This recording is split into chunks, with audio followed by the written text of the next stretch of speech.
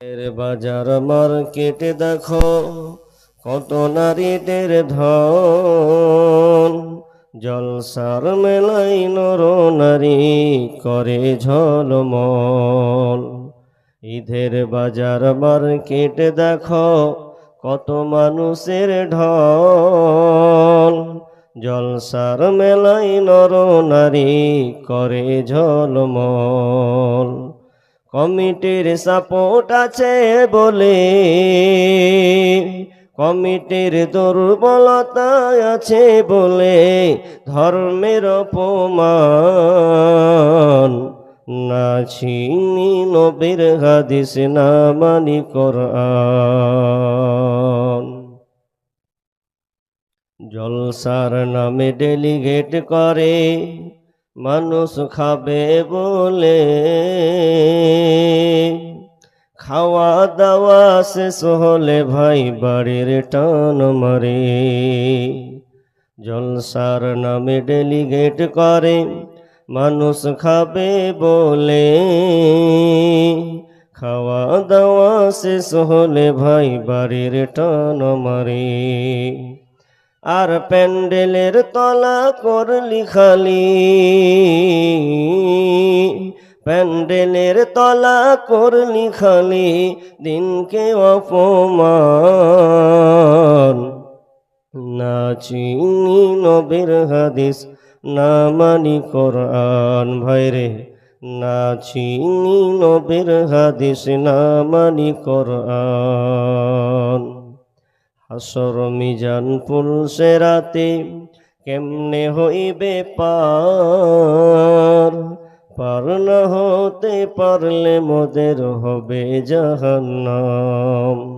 হাসর মিজান পুলসে রাতে কেমনে হইবে পার, পার না হতে পারলে মোদের হবে জাহান্নাম। হেদায়াতের নূর দাও হে প্রভু, হেদায়াতের আলো দাও হে প্রভু, তুমি যে রহমান।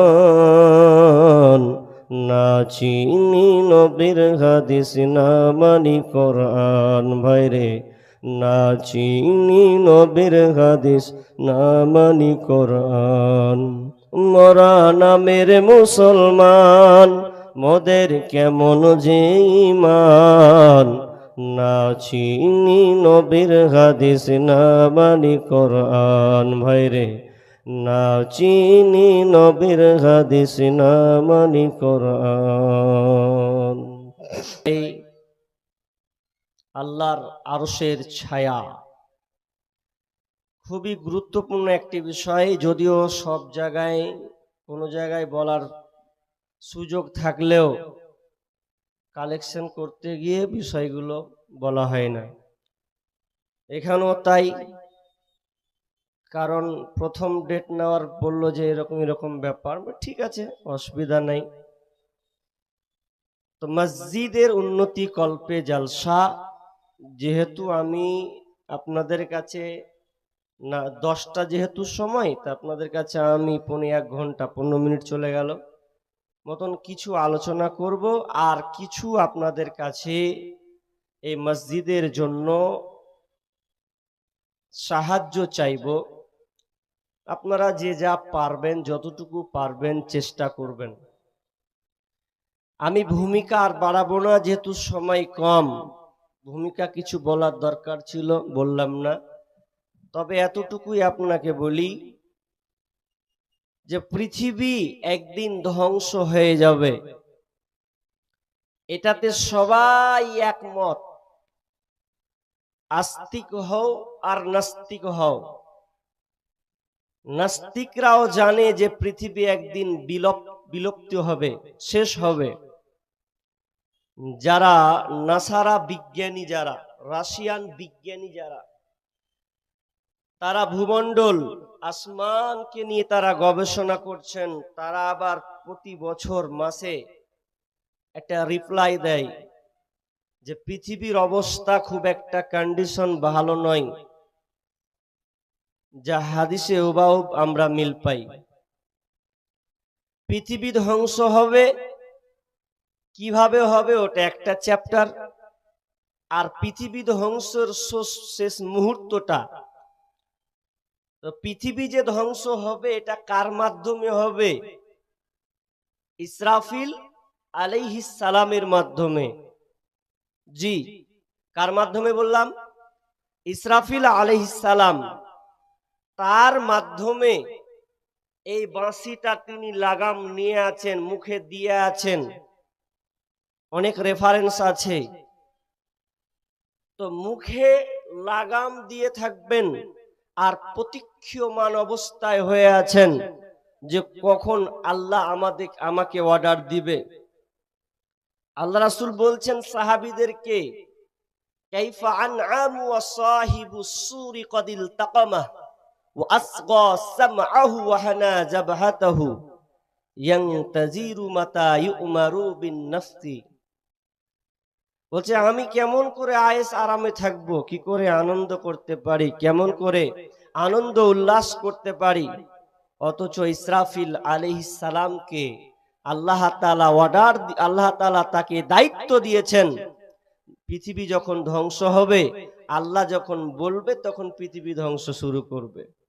একটা আয়াত পড়েছি, হাদিস অনেকগুলো আছে, তাহলে আমরা আয়াতটার তর্জমা করি, দিয়ে আরশের ছায়া এ ব্যাপারে আমরা আলোচনা করব। তো আরশ এটা আল্লাহর সিংহাসন। আরশ আল্লাহর একটা সিংহাসন, কারণ আল্লাহ আছেন আর রহমানু আলাল আরশিস ইস্তাওয়া। আল্লাহ 7 আসমানের উপরে রয়েছেন। তবে কেউ যদি এ কথা বলে যে আল্লাহ 7 আসমানের উপরে, আল্লাহ আরশের উপরে আছে, আরশে আজিমে আছে, তবে ওটা নিচে না ওপরে, যদি কেউ এই সন্দেহ পোষণ করে, তাহলে আল ফিকুল আকবার আবু হানিফা রাহমাতুল্লাহ আলাইহি তিনি বলছেন যে কেউ যদি অস্বীকার করে যে আল্লাহ কোথায় আছেন এটা জানি না, তাহলে সে কাফির। তাহলে আল্লাহ আরশের উপরে রয়েছেন, তবে কিভাবে আছেন এই ব্যাখ্যা কিন্তু আল্লাহ রাসূল করে যাননি, কোথাও নাই। যেভাবে আছে সেভাবে আপনাকে মেনে চলতে হবে, এতটুকু যথেষ্ট। তো আল্লাহর সিংহাসন, এই সিংহাসনটার ব্যাপারে আমি কিছু আপনাদের বলবো। এটা কি, এটা কাদের ফায়দা, কাজে লাগবে, এ সম্পর্কে আমি আপনাদের সামনে বলার চেষ্টা রাখছি। পৃথিবী ধ্বংস হবে কার মাধ্যমে বললাম? ইসরাফিল আলাইহিস সালামের মাধ্যমে। বিসমিল্লাহির রহমানির রহিম। ونفخ في الصور فصيق من في السماوات ومن في الأرض إلا من شاء الله ثم نفخ فيه أخرى فإذا هم قيام ينظرون। রব্বুল আলামিন যখন ইসরাফিলের মাধ্যমে যখন অর্ডার করবেন, ইসরাফিল আলাইহিস সালাম যখন ফুৎকার মারবেন, ওয়ানুফিকা ফিস সূরি ফাসাইকা মান ফিস সামাওয়াতি ওয়া মান ফিল আরদ, আসমান এবং জমিনে যা কিছু আছে সব বেহুশ হয়ে যাবে, এক কথাই সবাই মারা যাবে। ইল্লা মান শাআল্লাহ, তবে আল্লাহ যাকে চাইবেন সে কেবল ছাড়া। তার মানে আল্লাহ ইসরাফিলের মাধ্যমে পৃথিবীটাকে ধ্বংস করে দিলেন, আর কিছু নাই, সব শেষ।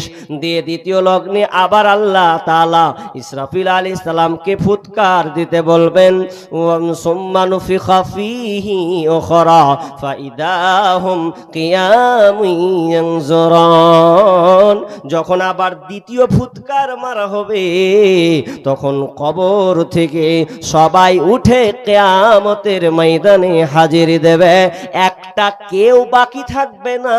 আল্লাহ সুবহানাহু ওয়া তাআলা এই জায়গাটায় চ্যালেঞ্জ করেছেন, ওয়া মা হুম আনহা বিগাইবিন, কেউ গায়েব থাকবে না, কেউ অনুপস্থিত থাকবে না, সবাইকে আল্লাহ কিয়ামতের ময়দানে হাজির করা হবে।